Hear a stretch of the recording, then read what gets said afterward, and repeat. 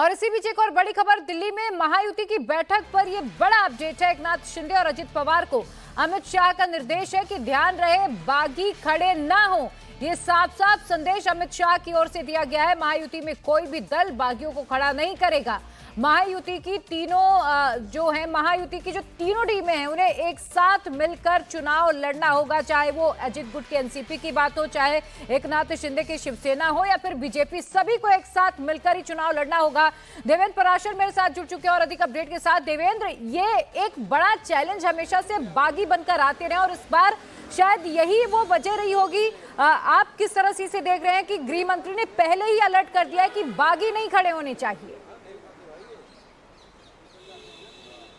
और बिल्कुल महाराष्ट्र के इस विधानसभा चुनाव में ये बहुत बड़ा फैक्टर रहेगा दोनों ही पक्षों के लिए, चाहे महायुति की बात कर लें या महाआघाड़ी की बात कर लें। जो ज़्यादा बेहतर तरीके से कोऑर्डिनेट कर सकेगा, बागियों को खड़ा होने से रोक सकेगा या जो खड़ा हो जाएंगे उनको बैठा देगा चुनाव से पूर्व, उसकी सफलता की संभावनाएं ज़्यादा बढ़ जाएंगी। उस लिहाज से गृहमंत्री अमित शाह बहुत बारीक नज़र इस पर रखे हुए हैं। सोर्सेस का ये कहना है कि उन्होंने बाकी दोनों सहयोगी दलों को भी ये कह दिया है कि तीनों दलों के ऊपर जिम्मेदारी है कि जिसके कोटे में जो सीट आ गई सिर्फ उसी का अगर उम्मीदवार है तो कोई बागी वहाँ नहीं होना चाहिए और तीनों ही दल के कार्यकर्ता वहाँ पे पूरे जोश खरोश के साथ उस पार्टिकुलर उम्मीदवार को जिताने में लगे। और समझा जा सकता है कि अमित शाह की कितनी नज़र है महाराष्ट्र में इस बात को लेकर कि बागी ऐसा ना हो कि कुछ सीटों पर खेल बिगाड़ दे, क्योंकि चुनाव बहुत नज़दीकी हो सकता है, ऐसा माना जा रहा है। बहुत सारी सीटों पे बहुत क्लोज फाइट होगी। ऐसे में 500, 1000, 2000, 5000 का मार्जिन बहुत बड़ा फर्क डाल देता है अगर कोई बागी खड़ा होकर और संबंधित पक्ष का वोट काट दे तो। और उस लिहाज से गृहमंत्री अमित शाह ने एकदम से एक तरह से कहें आपकी सलाह ही नहीं बल्कि निर्देश के तौर पर कि तीनों ही दलों के ऊपर ये जिम्मेदारी है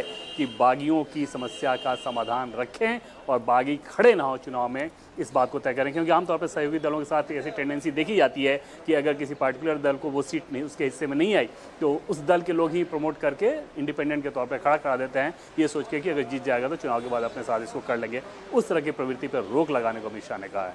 जी लेकिन देवेंद्र, जरा ये भी बताइएगा, एक तरफ ये जरूर कोशिश होती है अक्सर पार्टियों की कि कोई एक ऐसा कैंडिडेट खड़ा हो जाए जो बाद में हमारी पार्टी को सपोर्ट कर दे, लेकिन जब सीट बंटवारा किया जाएगा, जब टिकट्स बांटे जाएंगे, जो बाकी की बची हुई सीटें, वहां पर चेहरे किस तरह से चुने जाएंगे? क्योंकि चेहरों को भी सही तरीके से चुना भी एक बड़ा चैलेंज होगा शायद, ताकि बागी कोई हो ही ना। फिर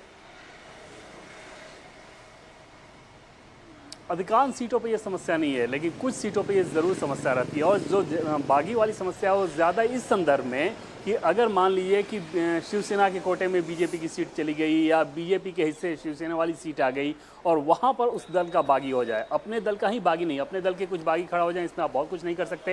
हालांकि अपने तंत्र का इस्तेमाल करके इसको बैठाने की कोशिश ज़रूर कर सकते हैं, लेकिन अगर संबंधित दल को किसी दूसरे दल को वो सीट चली जाए और उसमें सहयोगी दल का कोई दूसरा व्यक्ति बागी बन के खड़ा हो जाए, इसको लेकर ज़्यादा सतर्क नज़र आ रही है बीजेपी। और इस बात को लेकर दोनों ही पक्षों को कहा गया है, तो निश्चित तौर पर वो एक बड़ा टास्क होगा।